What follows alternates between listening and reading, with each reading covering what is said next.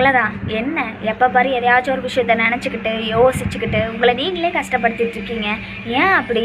இங்கே பாருங்கள், எல்லாரோட வாழ்க்கையிலுமே எல்லாரோட மனசுலையுமே கசப்பான உணர்வுகள் கசப்பான கதைகள் இருக்க தான் செய்யும்.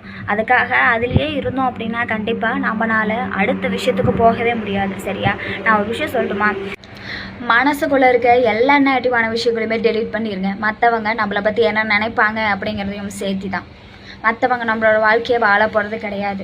எவெல்லாம் எங்கே போய் வாழ்க்கையில் முன்னேற போகிறான் அப்படின்னு சொன்னவங்களுக்காக கண்டிப்பாக நீங்கள் கம்பேக் கொடுத்து தான் ஆகணும். உங்கள் சக்ஸஸ்ஃபுல்லான டேஸ்ட்டை பார்த்து சந்தோஷப்படுறதுக்கு இங்கே நிறைய பேர் இருக்காங்க, அதில் நானும் ஒருத்தர். ஓகே, மனசை தைரியப்படுத்திட்டு எந்த இடத்துல ஸ்டாப் பண்ணீங்களோ அந்த இடத்துல இருந்து மறுபடியும் ஸ்டார்ட் பண்ணுங்கள்.